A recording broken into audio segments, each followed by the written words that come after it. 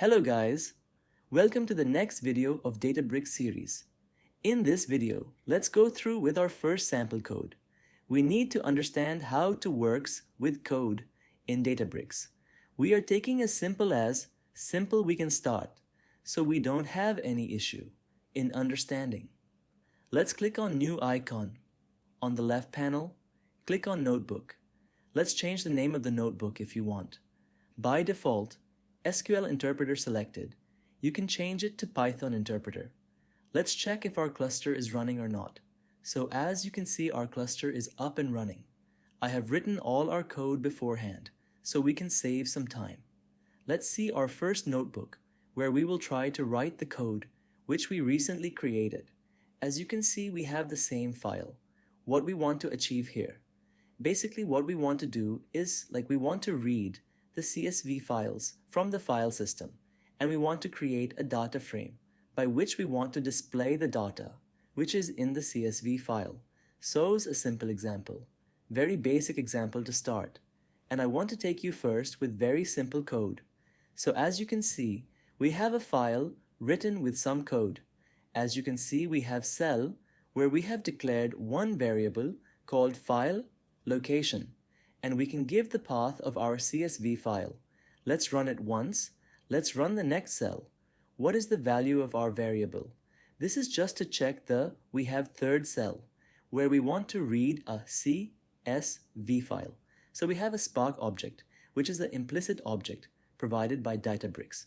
Already, we have spark.read.format. Spark.read is used to read any kind of file, which we will always use to read any kind of file. In Databricks.format is used to specify the type of the file, and we are using file type as CSVAs. All CSV files are comma separated files. I want to read that particular CSV file from a DBFS location, and I want to print every data out of that CSV in my notebook. For that, we have written a simple code by which we try to read the data, and we are creating an object which is usually called DF. So it's a data frame object.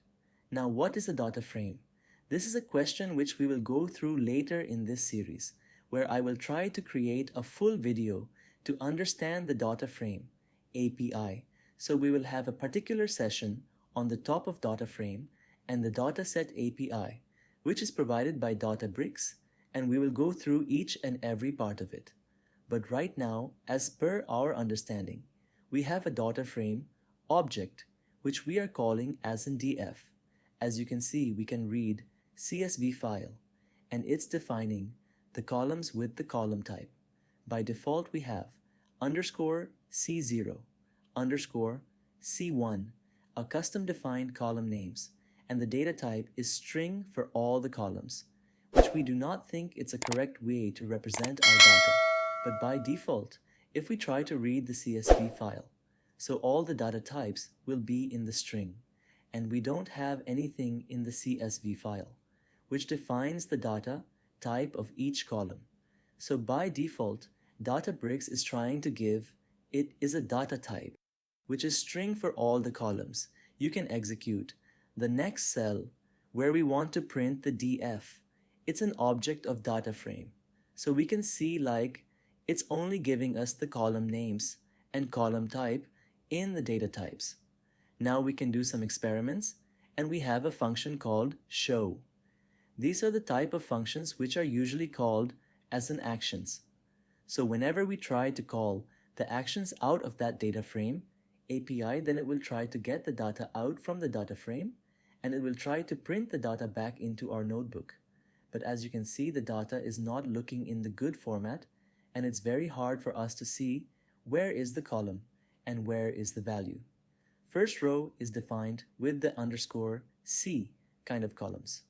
This it is also not correct, and as we can see in the next row, we have the column names like row ID, order date, and ship date.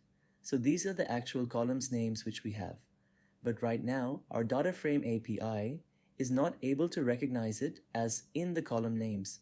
So it is giving its own defined column names, which we don't like.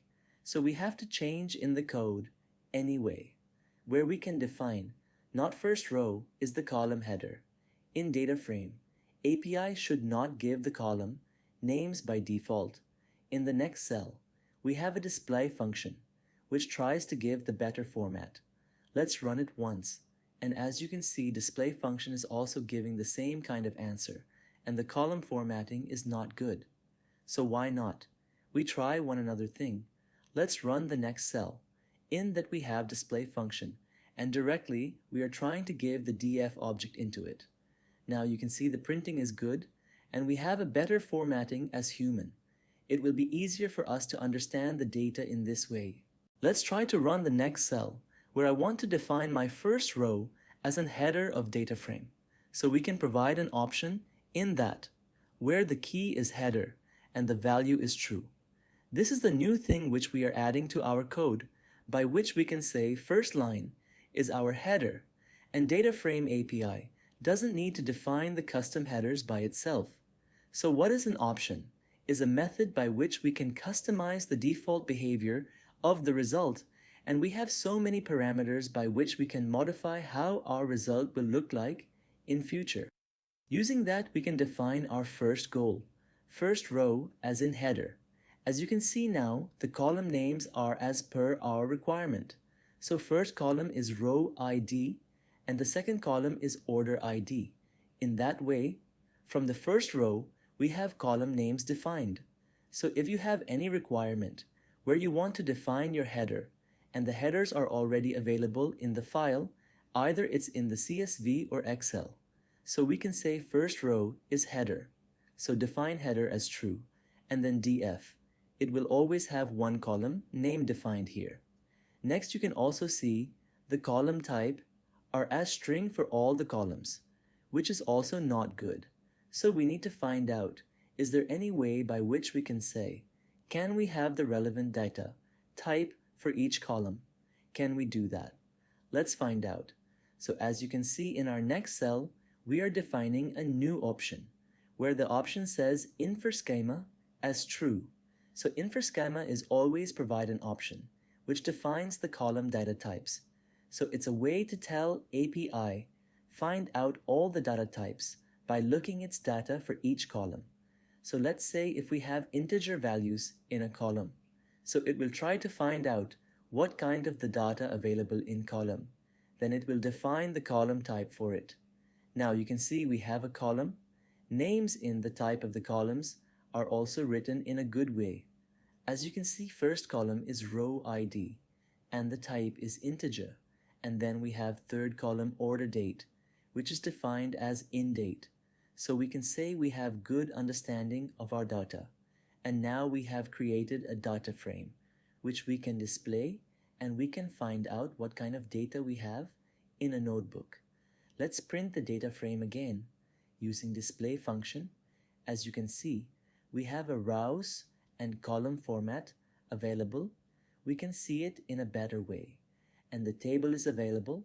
We have column names available, and we can see the row ID as an integer, and 1, 2, 3 is also written on that, which by defaults tell us what is the data type for this particular column. We have order ID, and we have some alphabets written. That means it's a string type for order.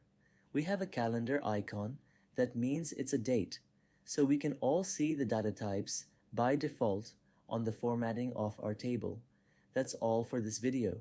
I hope you learned something about Databricks file system. In the next video, we will go through Databricks utilities. Thank you for watching. Please subscribe and see you in the next video.